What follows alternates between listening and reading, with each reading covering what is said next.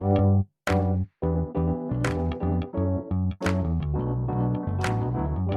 by Riverside.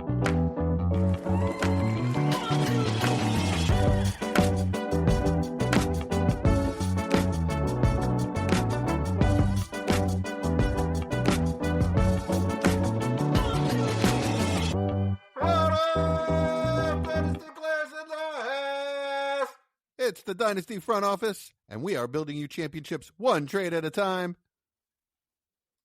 I'm your host tonight, Mike Casper, and we are bringing you the rookie prospect profile of the week. You guys ready to talk some rookies? Yeah, Let's man. do it. It's going to be a fun one. All right, tell me all about them. So we're going to go over Fernando Mendoza this week. He is the quarterback out of Indiana. You'll see him in the championship game here in a week. He is 6'5", 225 pounds. His stats, for this season, he threw for 3,100 yards, 36 touchdowns, and 6 interceptions. This is his third year. Last year, he also threw for 3,000 yards, but only 16 touchdowns to go with 6 interceptions. Big thing with him is his completion percentage this year, 72% completion percentage. So pretty accurate quarterback, I think most would say. And his splits where he played some of the top teams this year against top 25 AP opponents. Lots of yards, 700 yards, 7 touchdowns, 72% completion percentage against these great teams. So definitely wasn't a fugazi as far as what he did there at Indiana. So what do you guys think about Fernando Mendoza? I think it's pretty common that most have him at the 101 going to the Raiders, already written in pen. I heard Mel Kiper say this week. What about you guys? What do you think, and how do you compare him to quarterbacks in years past? Go ahead, Jesse. You want me to start? Okay, cool. Fernando Mendoza, I really like him. He's smooth, processor, pre-snap processor.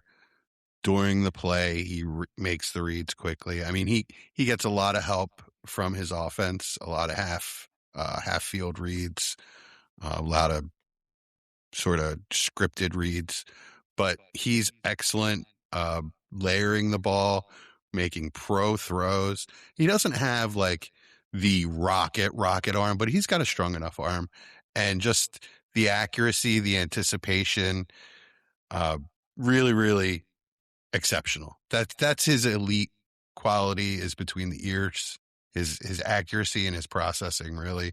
Like I said, before snap and during the play. Good enough athleticism. He can definitely run.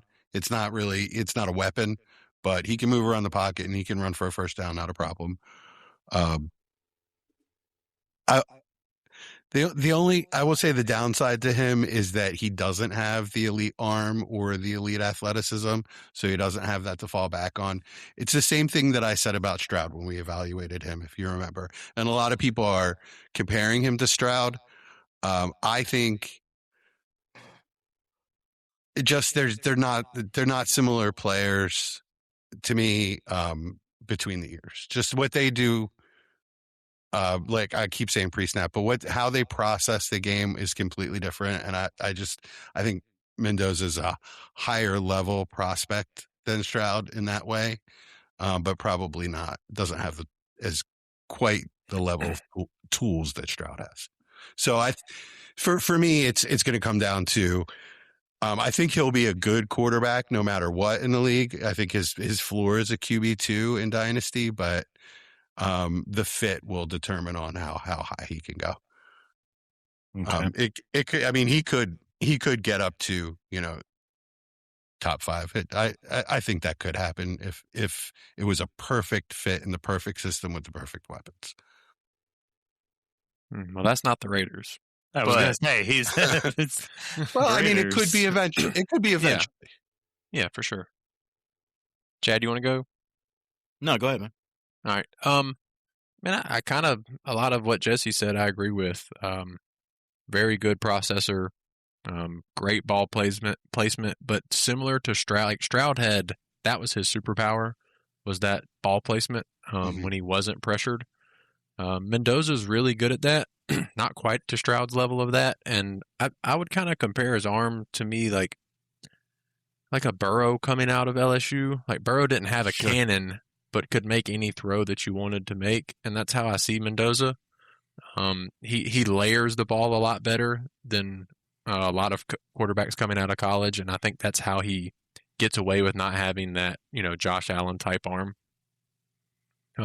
Agree with his movement. He does plenty of good movement inside the pocket to create lanes, and moving out of the pocket to do what he has to do to either get the first or find a target downfield.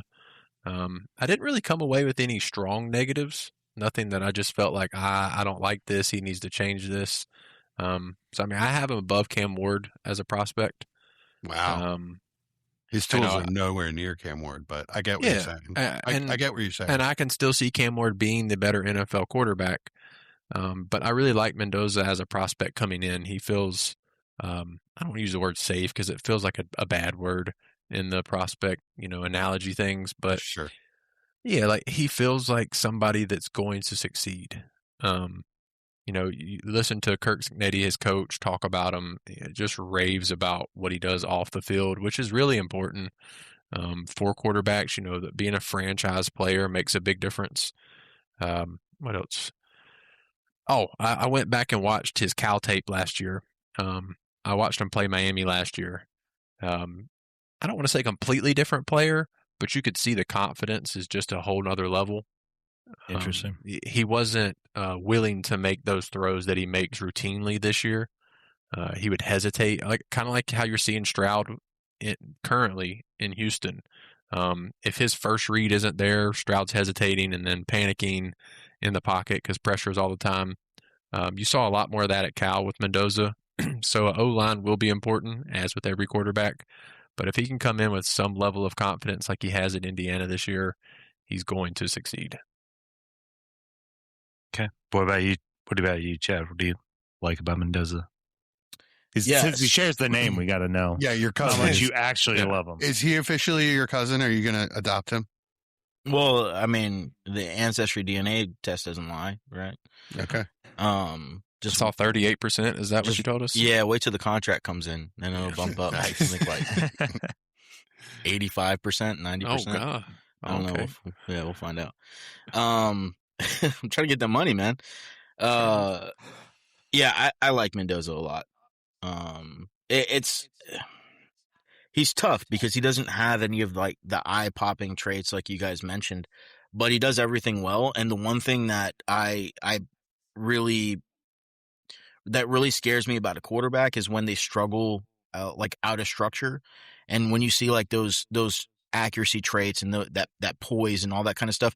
Sometimes when you have these kind of quarterbacks, it falls apart outside of structure, and for Mendoza that doesn't happen. Outside of structure, he looks just as good, if not a little bit more impressive out of structure than he does in structure, which is awesome. So I like him a lot. I don't have any fear of what he's going to look like on the Raiders, because I think the Raiders are going to look drastically different than they did in 2025. The only thing that does give me a little bit of pause with him is I don't know what his arm talent is like on, deep balls. Like if teams are really going to be threatened by his ability to go over the top, which is really something that is important, in the NFL nowadays. He had one throw more than 50 yards in the entire 2025 season. So I don't know if that's just not part of his game, if they just don't want him doing that because they've been able to get away with just taking a little bit more of the, 20 to 30 yard passes, and those being really the splash plays for them. But, one in the entire year is a little concerning for me. And then also 8 attempts of 40 plus yards for the year, which the only person that did less was Ty Simpson. So I just want to see what that looks like, if that's just a product of the offense or if that's something that's going to carry forward into the NFL. Is there anything, I guess, that could happen between now and then, Chad, that the draft that would kind of reassure you of that, whether it be the championship game or the combine or his, private session?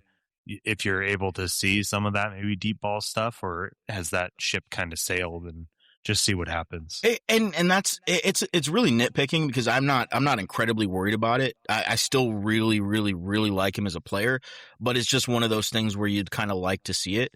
So and it's hard to prove at the combine, right? Because just because he has the arm strength to get the ball, 65 yards down the field accurately when nobody's around him, that's completely different than throwing a 50-yard pass, when you have linebackers bearing down on you. So I just want to look. I want to see what it looks like when when he has to push the ball downfield and get a little bit more of those chunk plays. Because at the end of the day, if you can't do that in the NFL, then teams take note of it and start treating you a little bit different. Okay. Yeah, I agree. If you can master 20 to 30 yards downfield, though, the intermediate area where I think a lot of the NFL game is being played now with two high safeties, the intermediate zone is open. So if you can exploit that, 20 to 30 yards downfield opens up a lot of space underneath. So yeah, you do have to throw deep sometimes, but if you're a master of that area, you're going to be very successful in the NFL. Yeah, I'm not saying that it's something where he has to be like a master of the deep ball or anything like that. It's just he hasn't done it, right? Like he hasn't done it at all. So you want to see him be able to make plays down the field to where defenses respect it, and that's all it takes. If it's respectable, that's enough. Sure, and I don't want to make excuses either because that is a concern. So but I more want to highlight the intermediate accuracy. It's just really special with him. Yeah, so that is a really good point, Chad, that I didn't think of being able to. But I wanted to look just to see how common that was in the NFL last year, just to get a grasp, because I didn't really know how to think about it. So there were 8 quarterbacks that threw a pass 50 air yard completion last year. And that they're the big names, like you would think: Allen, May, Stafford, Dak, Caleb Williams, and then you have Bo Nix, Goff, and T-Law. So that's, it's roughly 25% of the league. Obviously, most of them are capable, but that is a really interesting thing I didn't think about. Just like, I know, being a Panthers fan, Bryce Young isn't going to throw a 50 air yard pass in a game unless it's just perfect. So like you said, defenses play them differently. Offensive schemes have to be according. So that is a good thing to think about. Yeah. It'll definitely be interesting to see if he's capable of it. And that's, like I said, it's not a red flag for me. It's just a question. Like, can he do it? Okay.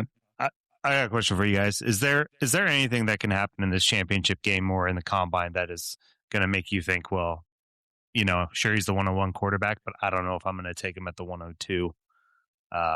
Whether it's, maybe the Miami defense lights him up and he, just is not comfortable and throws a couple picks, or, his hands aren't big enough, or, anything like that you kind of hear in the media, right? He's 6'5", 225. He's big enough. Everything's big enough.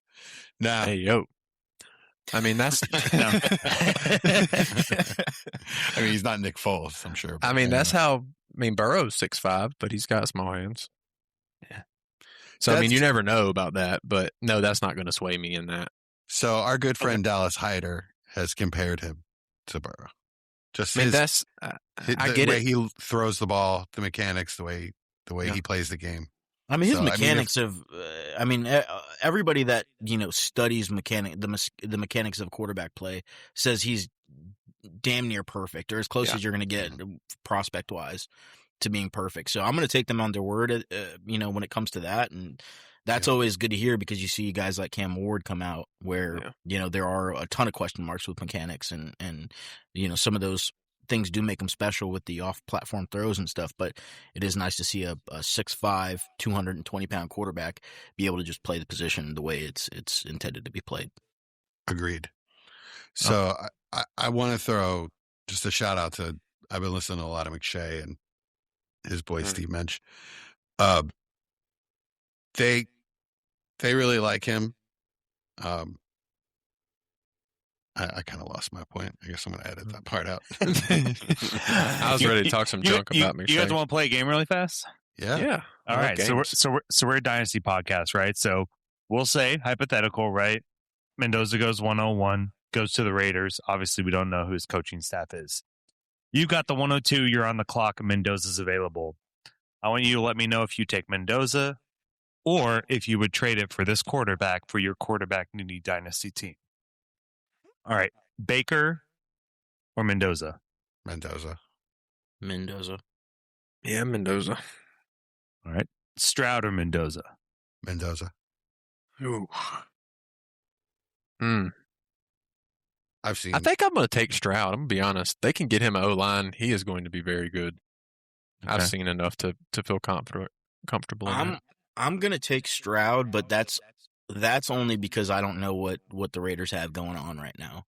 But that could be a different answer come draft day. Yeah, that's fair. That's fair too. We'll know with Houston as well if they figured out an O-line. Yep, good point. I like Stroud as a quality QB2 that has potential to be a QB1. Just he has safer. time. When he has time, he is so good still. Yeah, I mean Stroud is he's got a lot going on there that needs fixing as far as yes, I he know does. what you're saying, man. All right, what about Jordan Love? Love. Mendoza. I don't know why Jesse hates Love so much, but he's a pretty good fantasy quarterback. He's so inconsistent. But I'd rather re-roll with a different guy. Nah, you know what? You're right. Love in a really good offense. So yeah, I'm gonna do two more. Purdy or Mendoza? Purdy. All right, and then last one, Dart or Mendoza? Dart. Okay, good. All right, so what about Dak? That was the one I was hoping you were going to bring up. I was going to say Dak, but I know Jess is going to be like Mendoza. Yeah, Mendoza for me. Yeah, me too. I was just curious. Yeah, I would too. But two. Dak's. I'm kidding. I'm joking. Is he going to be a backup for the Raiders? I'm crossing my fingers he gets a job next year. Would you give up Tua and the 102 for Fernando Mendoza? Because I would. That's the question. He's finally not in that tier for Jesse. He's been in that tier we just mentioned for 3 years now. Nah, he wasn't. He wasn't preseason. He was like right below it. Yeah. All right. You guys got anything else about Mendoza? I feel like hypotheticals and landing spots aren't something we can really think about unless you think anyone's going to be able to get the 101 from the Raiders and take them. But I think that's all about locked in. I don't think Yeah, so. I don't think so. Yeah. No, I mean, I'm excited. It's nice to have one quarterback you feel really good about. It's just the rest of the class at that position is something else. Yeah, I mean, we've had some years where we've had none. So yes, yeah, we had Kenny Pickett, right? Yeah. So. Yeah. The last thing I'll say about him is, just the lack of the elite physical traits limits how excited I can get about him. But I do really like him. I really like him as a sort of a prototypical pocket passer, really, but has the mobility. So, yeah, I like that he can move around and he's not a statue. I think he's excellent chance of success. Who the heck knows who's going to get their hands on him that could absolutely ruin him? But it'd be fun to see. Maybe he sits a few games and Derek Carr is his bridge on the Raiders. I think the Raiders are going to take him back. I've heard talk about David Carr and Derek Carr have a podcast, and they're campaigning to get him back on the Raiders. Oh, gosh. I will say that one underrated aspect of the rushing upside when it comes to fantasy is just touchdowns, right? And when you talk about a 6'5", 220-pound, fairly athletic player, he's going to be able to vulture some touchdowns, which is important. So it's a great point. It's a great point, yeah. All right. Anything else, guys? That's all I got. All right. This has been the Rookie Prospect Profile for the week. Tune in next week. We are going to go over Carnell Tate. Get some wide receiver in. So thanks for joining. Coming right back with buys and sells. You don't want to. Ladies and gentlemen, Welcome to the front office! The lights are low, the boards are lit, and the Dynasty clock is ticking. From the heart of the startup draft to the championship throne, one crew rules the long game. Give it up for the undisputed architects of empire.